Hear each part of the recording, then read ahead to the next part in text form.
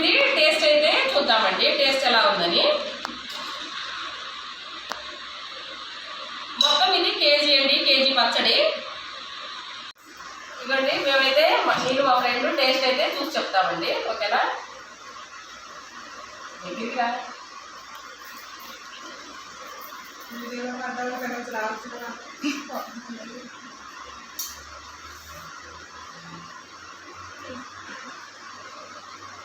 దగ్గరికి వచ్చింది.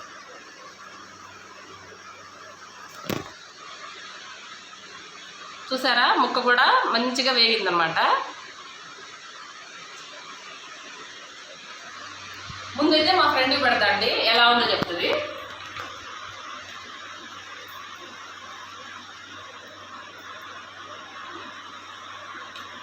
Super super అండి.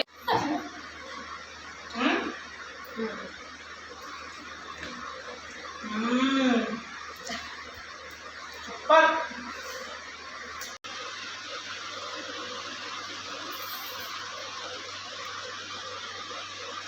టేస్ట్ అయితే చాలా బాగుంటుంది.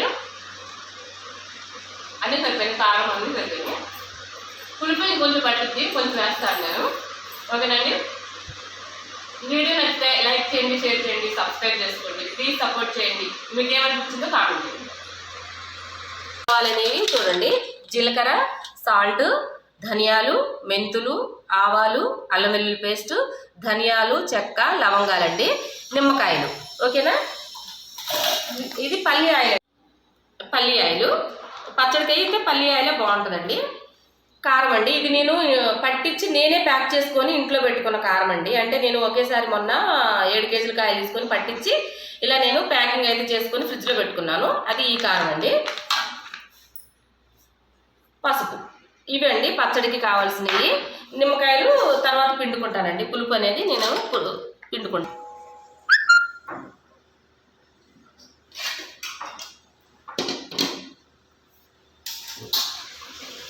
నేను ధనియాలు అవి వేపుకుంటున్నానండి. ఇప్పుడు అంటే గరం మసాలా కావాలి కదండి మనకి.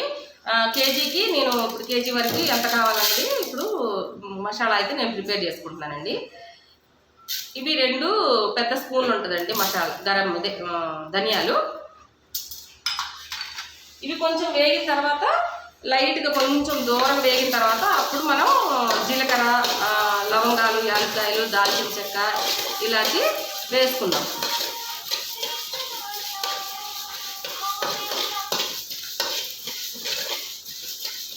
ఇవి మొత్తం 1 కేజీకి అయితే సరిపోతాయండి కరెక్ట్గా. ఇప్పుడు 1 టీ స్పూను ఆఫ్ వేసానండి.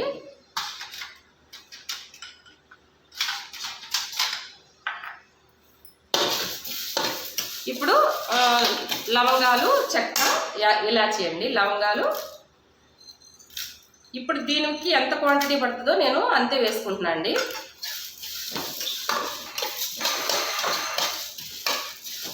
జీలకర్ర మనం కొంచెం ఆగి వేసుకోవాలి, ఎందుకంటే జీలకర్ర అనేది తొందరగా మాడిపోతుంది కదా. ఇప్పుడు నెక్స్ట్ కొన్ని ఆవాలు వేసుకుందాం. స్టవ్ సిమ్లో పెట్టేస్తున్నానండి. 1 స్పూన్ ఇవి ఇవ్వండి. 2 టేబుల్ స్పూన్లు ఆవాలండి.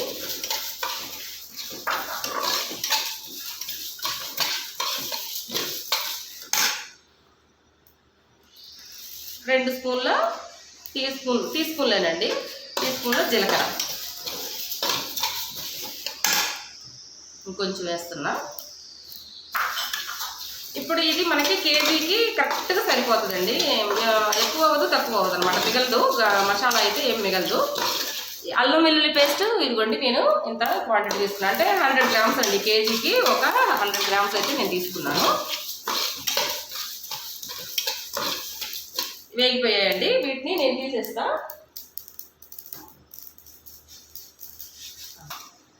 ఇప్పుడు ఈ చికెన్ ఉంది కదండి, ఈ చికెన్ని నేను వాటర్ ఇంకిపోయేలాగా మగ్గబెట్టేసుకుంటాను అనమాట. ఇందులో నేనైతే ఏం వేయలేదండి, ఏం పసుపు అలాంటివి ఏం కూడా కలపలేదు, మామూలుగానే మగ్గబెట్టేసుకుంటున్నా. పీసు పెద్దగా ఉందని అనుకోకండి, అయితే ఎంత అవ్వదండి, చిన్న ముక్కే అవుతుంది. ఒక ముక్క వేసుకున్నా కూడా పచ్చడంతా కలిసిపోయిద్ది అనమాట, దాంతో తినేయచ్చు. అందుకోసమని నేను మొత్తం పచ్చడి అయితే ముక్క అయితే నేను ఏం కట్ చేయలేదండి, అక్కడ షాప్ దగ్గర పండించుకొచ్చిన ముక్కే అనమాట. ఓకేనండి. ఇప్పుడు ఇది మగ్గిన తర్వాత మీకు నేను మళ్ళీ చూపిస్తానండి. ఇదిగోండి వాటర్ అంతా ఇంకిపోయింది. ఇప్పుడు నేను ఆయిల్ అయితే పోసుకుంటున్నాను. దీనికి ఆయిల్ ఎంత అంటే ఒక పావు కేజీ అంతా అయితే సరిపోద్దండి. పావు కేజీ అంతా వేసేసి ముక్కలు వేగిన దాకా ఇంక నేను అదే వేస్తున్నా అండి. అంటే ఆయిల్ ఎక్కువ వేసిన తర్వాత మళ్ళీ మనం కలుపుకొని ఒక ఆయిల్ ఎంత పట్టిద్దాను అన్నది తర్వాత నేను కలుపుతానండి. ఇప్పుడు ఈ ముక్కలకి ఇదైతే సరిపోద్ది. దీంట్లోనే నేను అల్లం వెల్లిపాయల పేస్ట్ కూడా వేయించుకుంటాను అనమాట. దీనికి ముక్కలు వేగిన తర్వాత ఎర్రగా తీసేసి మళ్ళీ నేను అల్లం వెల్లిపాయల పేస్ట్ అయితే వేసుకుంటాను. ఆయిల్ ఎక్కువ వేసేసి ముందే కాలిపోతాయండి. పచ్చట్లో మనకి కాలిన ఆయిల్ వాసన అనేది వస్తుంటుంది. మామూలుగా మనం పచ్చి నూనె అనేది కంపల్సరీ వేసుకోవాలి. అందుకని నేను ఒకేసారి అయితే వెయ్యను.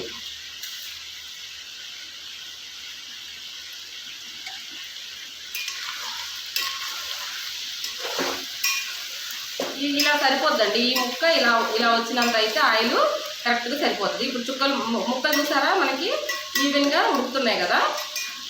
మంట కూడా మనం హైలో పెట్టొద్దండి. హైలో పెట్టేస్తే ముక్క అనేది తొందరగా వేగిపోయి మంచిగా అనిపించదు. నేనైతే మీడియం ఫ్లేమ్లోనే పెట్టాను. చూడండి నిదానంగా వేగుతుంటుంది. ఈ లోపల నేను మనకి ధనియాలని వేసుకున్నాం కదా, నేను ఇది పౌడర్ అయితే పట్టేసుకుని వస్తానండి.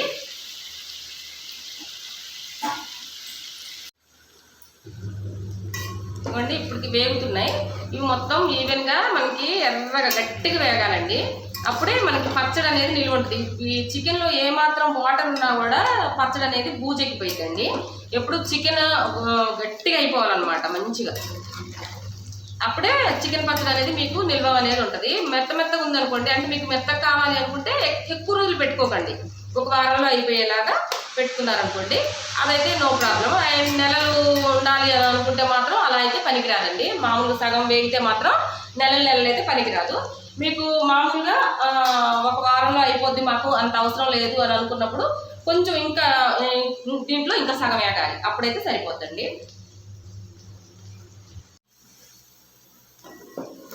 ఇదిగోండి నేనైతే ఈ మాత్రమే వేపుతున్నానండి. ఎందుకంటే మా పిల్లలు అయితే ఎలాగో ఇది ఉంచర్లేండి, బాగా ఎక్కువ రోజులు ఉండేది కాదు కాబట్టి నేనైతే మామూలుగా 1 కేజీయే కాబట్టి ఒక 2-3 కేజీ పెట్టుకునే వాళ్ళైతే మాత్రం అండి ముక్క తుంపితే తప్పకుండా ఎరగాలన్నమాట. అలా వేగితేనే ఇప్పుడు చూపిస్తాను చూడండి, ఇలా వేగాలి. ఇది మొత్తం అంతా ఎర్రగా వేగిపోయింది కదా, మీకు ఎలా వేగాలో చూపిస్తాను. ఇదిగో చూసారా, ఇది ఇలా వేగాలన్నమాట. మొత్తం వేగిపోవాలి బాగా. మీకు మళ్ళీ దగ్గరికి కూడా చూపిస్తాను ఎంత వేపుకోవాలన్నది క్వాంటిటీ. నేనైతే అంత వేపట్లేదండి, అంటే ఎక్కువ స్టాక్ ఉండేదైతే అంత వేపుకోవాలి.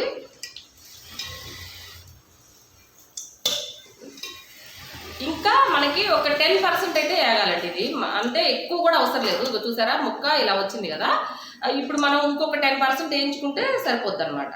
కానీ ఇంకా నేను వేపట్లేదండి, దీన్ని ఇంతతోటి నేను ఆపేస్తున్నా. ఇప్పుడు నేను ఇందులో అల్లం వెల్లుల్లి పేస్ట్ వేసుకుంటున్నాను అనమాట.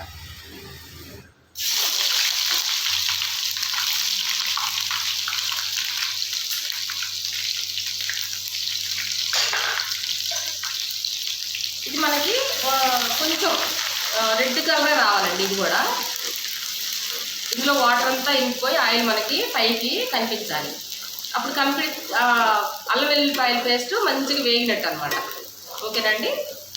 ఇవి కొంచెం వేగిన తర్వాత చూపిస్తుంది. ఇప్పుడు ఆయిల్ చూసారా, అల్లం వేగేటప్పటికి మనకి అసలు సరిపోతుంది. మనం అన్ని మసాలాలు వేసుకున్నప్పుడు ఇంకొంచెం ఆయిల్ మనం వేసుకుంటే అప్పుడు కొంచెం మనకి ఆయిల్ ఫ్లేవర్ అనేది మంచిగా కనిపిస్తుంది అనమాట. పల్లి ఆయిల్ అనేది ఫ్లేవరు బాగా కనిపిస్తుంది. ఇదిగోండి ఇలా రావాలి, అంటే నిల్వ ఉండే పచ్చడికి అయితే. ఇదేంటంటే మామూలుగా ఒక వారం 10 రోజుల్లో అయిపోయేది కాబట్టి నేను కలపట్లేదు, అంత వేపట్లేదు అనమాట.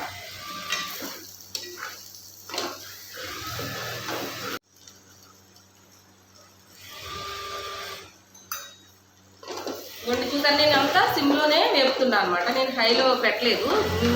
అదే ముక్కలు వేగేటప్పుడు చికెన్ ఎప్పుడైతే వేగుతుందో అంతవరకు కూడా అప్పటి నుంచి కూడా నేను మీడియం ఫ్లేమ్లోనే చేస్తున్నా అండి.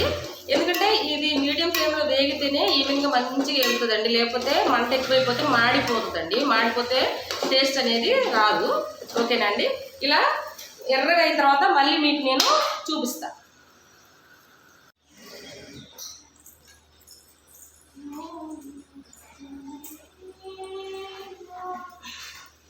ఇదిగోండి చూసారా వేగిపోయింది. ఇప్పుడు నేను ఇందులో ఈ చికెన్ ముక్కలు కూడా వేసేస్తున్నా. చికెన్ ముక్కలు వేసేసి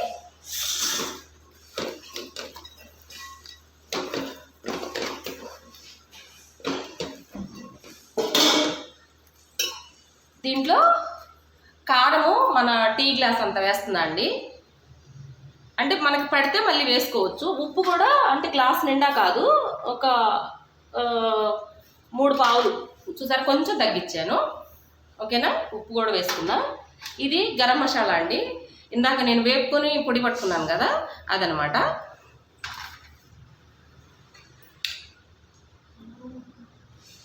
పసుపు అండి. ఇప్పుడు ఇందులో అన్ని ఇంగ్రీడియంట్స్ పడ్డాయండి. మనం మొత్తం కూడా ఇందాక గరం మసాలాలో వేసుకున్నాం కదా, ఇంక ఇందులో మనం వేసుకునే పని లేదు. ఇప్పుడు దీన్ని కలుపుకుంటూ కొంచెం నేను ఇప్పుడు ఆయిల్ వేస్తాను. చూసారా, ఇప్పుడు వేసుకుంటే ఆయిల్ కొంచెం టేస్ట్ అనేది మనకి యాడ్ అవుతుందండి. మనకి గ్రేవీ ఎక్కువ కావాలనుకోండి, మనకి మసాలాలు అనేవి కొంచెం ఎక్కువ వేసుకోవచ్చు. మనకి గ్రేవీ అవసరం లేదు, పీసెసే కావాలనుకుంటే మనం గ్రేవీ తక్కువ వేసుకోవచ్చు అనమాట. ఆయిల్ ఇప్పుడు నేను చూసుకొని మళ్ళీ వేసుకుంటా అండి.